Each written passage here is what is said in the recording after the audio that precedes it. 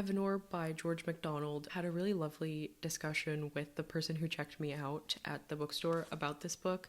He said that George MacDonald was a favorite of his and he appreciated how MacDonald deals with ethics in his books in a way that doesn't feel like he's proselytizing. And I was talking to him about how I'm rereading The Lion, the Witch, and the Wardrobe right now, and how C.S. Lewis does like to proselytize a little bit when he's discussing ethics and things of that nature. Yeah, I'm really excited to read this book. I absolutely am obsessed with this cover. The fish with the peacock tail and wings is incredibly inspired, and the rainbow, just so many elements to this cover that are fantastic.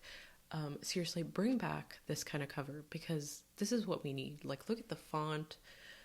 The colors are so vibrant, even though this copy is probably like decades old at this point. But yeah, I mentioned that I'm reading The Lion, the Witch, and the Wardrobe already, and Andy Smith and I are actually doing a read-along. You can join his Discord if you're interested in discussing The Lion, the Witch, and the Wardrobe, but we'll also be doing a live show at the end of September on Saturday. It's been interesting rereading The Lion, the Witch, and the Wardrobe, and I'm actually really excited that I got this because that time in fantasy and just that like subgenre of like Tolkien, C.S. Lewis, George MacDonald, like that circle was so tight and they seemed to influence each other in really interesting ways, but also I think they didn't influence each other in really interesting ways, if that makes sense. Like Tolkien was such a ardent hater of allegory, but Lewis is just in like all he does is allegory, and I'm interested to see how MacDonald will fit into that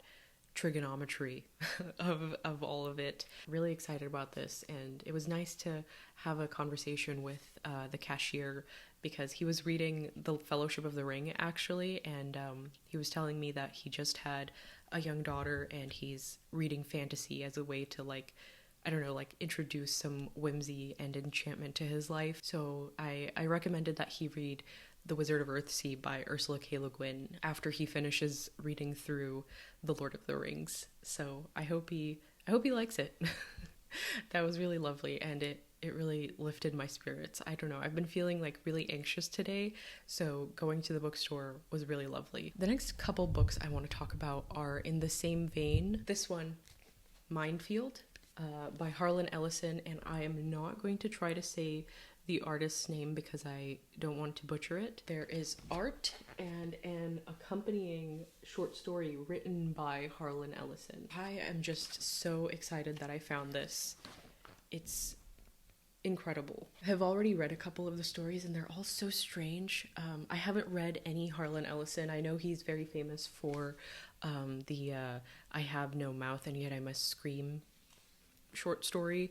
I haven't read that, but I do have this, and yeah, he's just such a weirdo in the best way. Very unsettling stories so far, and the accompanying art is just really makes it impactful. I always go to that same corner at the bookstore and they always have these cool weird art books, and I found this, which is similar to the Harlan Ellison book Nights by Julek Heller and Deirdre Haydon, probably saying that incorrectly, but again, this is a similar vibe where it's like art and accompanying stories, and all of them have to do with knights. Actually, this might not be art stories. This is more of like a encyclopedia of knights and like different figures in like Arthurian legend. Just so cool.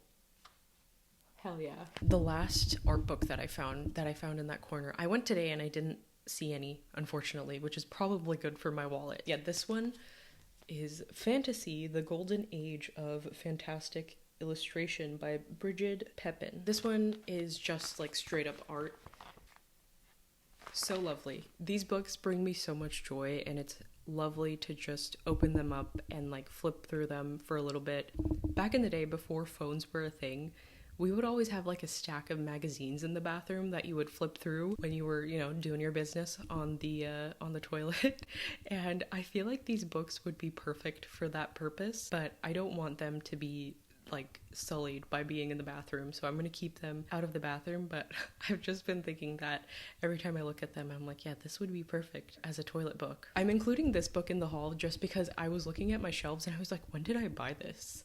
But this is also sort of like Arthurian legend, knights. Been really into finding like women authors from before the 90s, because women have always written fantasy and classical fantasy, and they just like don't get talked about. And so I want to read more of those women, and it's been really great going to the used bookstore because I find just random stuff like this that I wouldn't necessarily find if I was like, you know, looking on Goodreads or looking for recommendations. It's just like random ass books, you know?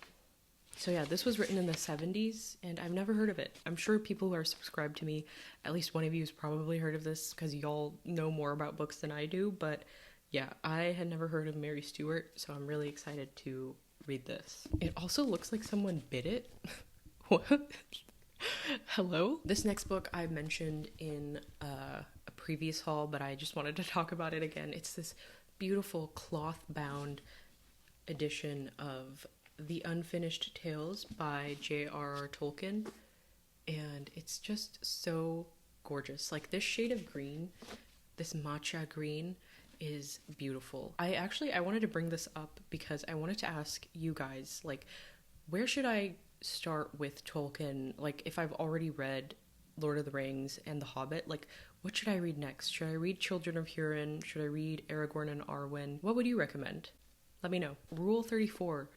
I've never read any Charles Stross. Meet Edinburgh Detective Liz Kavanaugh, head of the Innovative Crime Investigation Unit, otherwise known as the Rule 34 Squad. It's responsible for monitoring the internet, following trends to determine whether people are engaging in harmless fantasies or illegal activities. It's got a starred review from Kirkus Reviews, so seems interesting. In the same vein of picking up women fantasy authors that I've never heard of, I got this, the Dragon Nimbus novels, volume 1, 3 for 1. These books came out in the 90s, so contemporary to the Farseer trilogy, which I adore and love, and I was like, you know what, I'll give it a shot for $3. Irene Radford is the author of these. I picked up an Ian M. Banks, and I've been really hesitant to read Ian M. Banks just because certain very famous people are huge Ian M. Banks fans, and that has made me leery of reading these books. But I also think that that's such a stupid reason not to read a book. Like, I should read this and make up my own mind and not let dumb people who happen to be famous and rich stop me from reading cool books. So that's the main reason I got this. I got I, Claudius and Claudius the God. These book covers just, oh my god, I could not pass these up. Wow. Nat, my fiance, has read I, Claudius, and he really loved it. The Magic of Recluse, I picked this up because when I was reading Wheel of Time for the first time, like back when I was 12 years old, I would always see this in Barnes & Noble next to Wheel of Time, and I picked it up and started it a few times, but I never finished it. I've been lately on a little bit of a nostalgia kick where I'm like, I wish something would give me the same feeling that I got when I read The Wheel of Time, and I think this might do it. It's kind of a similar premise, but it's also told in the first person, and it seems to be a little bit more of a Bildungsroman structure, which I've talked about in previous videos. Bildungsromans are my favorite narrative structure, so I'm kind of excited about this. Let me know if anyone's read The Magic of Recluse by L.E. Modesset Jr. And finally, for this haul, a year ago now, I moved to New England, and a little known fact about New England is that if you move here and you do not read Moby Dick, within 6 months of moving here, an actual physical man wearing a Red Sox jersey and holding a Dunkin' Donuts will manifest in your house and hound you to read this book. He won't leave until you read this. So I'm getting really tired of having that guy around, so I need to read this. And yeah, that's all for this video. Thank you so much for watching. It's been nice to be back into physical books after 10 months of like very strict minimalism and not really buying books. Thanks so much for watching, and I will catch you in the next video. Until then, take care.